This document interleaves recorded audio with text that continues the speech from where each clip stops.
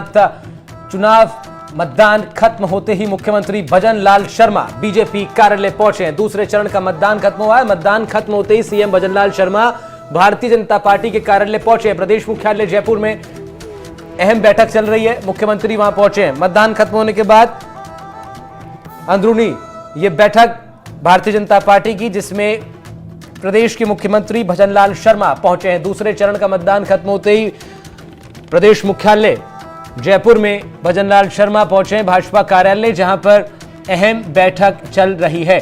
और इस बैठक में दूसरे चरण के मतदान के बाद क्या कुछ आकलन निकल के आ रहा है, क्या कुछ रणनीति कामयाब रही, कितनी रणनीति कामयाब रही, अब से पहले जितनी तमाम बैठकों में जो चीजें तय की गई थी, जो दिशा निर्देश दिए गए थे, जो तैयारियां की गई थी, उनमें से कितनों पर ठीक से काम हो पाया, इन सब का आकलन करने इस वक्त भारतीय जनता पार्टी की टीम प्रदेश कार्यालय में मौजूद है। साथ साथ आपको बता दें, कांग्रेस पार्टी भी अपने वॉर रूम में बैठक कर रही है।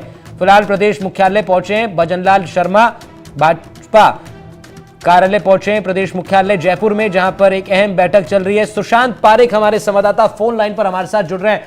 सुशांत, मुख्यमंत्री का बीजेपी कार्यालय पहुंचना, निश्चित रूप से तमाम तैयारियां जो अब तक की गई थी उसका आकलन किया जाएगा, कितना सफल रहा कितना नहीं? बिल्कुल, कल रात को भी हमने देखा था कि सीएम भी पार्टी ऑफिस पहुंचे थे और डोटासरा भी कांग्रेस के वो रूम में गए थे।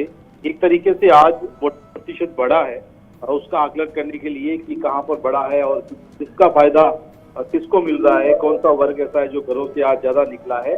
सभी अलग अलग जो 13 लोकसभा सीटें हैं वहां से फीडबैक लिया जा रहा है और पूछा जा रहा है कि आपके हिसाब से आकलन क्या है, और पूरी रिपोर्ट जो है वो दिल्ली जाएगी। क्योंकि देखिए, पहले चरण में वोटिंग कम हुई थी तो उस हिसाब से भाजपा ये मान रही थी कि उनका कार्यकर्ता उतना एक्टिव नहीं है, लेकिन आज जो अच्छी मुकाबले वाली सीटें हैं वहां पर वोटिंग प्रतिशत बढ़ा है और उससे राहत की सांस भी है और ये मान के चल रही है बीजेपी की इसका फायदा उन्हें होगा। लेकिन कांग्रेस भी इससे खुश है। कांग्रेस भी मान रही है कि अगर कॉन्टेस्ट वाली सीट पर वोटिंग प्रतिशत बढ़ा है तो कहीं ना कहीं वो सत्ता के खिलाफ जाता है। तो दोनों ही पार्टियों के पास खुश होने के अपने अपने तरीके हैं, अपने अपने कारण हैं, लेकिन फीडबैक जरूरी है। और फीडबैक इस लिहाज से जरूरी है क्योंकि 25 लोकसभा सीट में भाजपा को क्लीन स्वीप करना है तीसरी बार, और कांग्रेस इस बार खाता खोलने की कवायद में है और फीडबैक बताएगा कि किसका दावा कितना सही और सटीक था। ठीक बात है। और दोनों ही पार्टियां अपने अपने दावे कर रही हैं। सुशांत, अभी से दोनों पार्टियां अपने अपने वॉर रूम में सूत्र बता रहे हैं कि चर्चा ये चल रही है कि मतदान प्रतिशत जो बढ़ा है वो हमारे खेमे में आया है। तो ये जरूर है कि दोनों पार्टियां के पास संभावनाएं जरूर बन गई हैं ये मानने के लिए कि मतदान प्रतिशत उनके फेवर में गया है। हालांकि आगे देखने को मिलेगा, लेकिन ये दूसरे चरण का मतदान, सुशांत, एक्शन पैक रहा है। इस चरण में ज्यादा एक्शन देखने को मिला और क्योंकि स्थानीय प्रत्याशियों के बीच भी मुकाबला कड़ा था, कितना अलग पहले चरण से ये दूसरे चरण का मतदान रहा?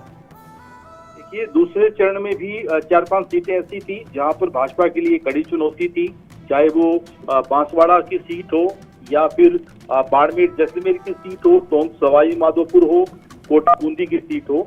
लेकिन जो फाइनल आंकड़ा आएगा वो बताएगा। हालांकि आधे घंटे पहले एक वोटिंग परसेंटेज जारी जरूर हुआ था करीब 60% का, कि अभी तक 60% मतदान हुआ है, लेकिन हमने देखा है अधिकांश जगह पर अब 6 बजने के बाद भी कतारें दिखाई दी हैं और वो कतारें काउंट होंगी तो फाइनल आंकड़ा जारी होगा। आज देर रात तक या कल सुबह तक निर्वाचन विभाग वो आंकड़ा जारी करेगा।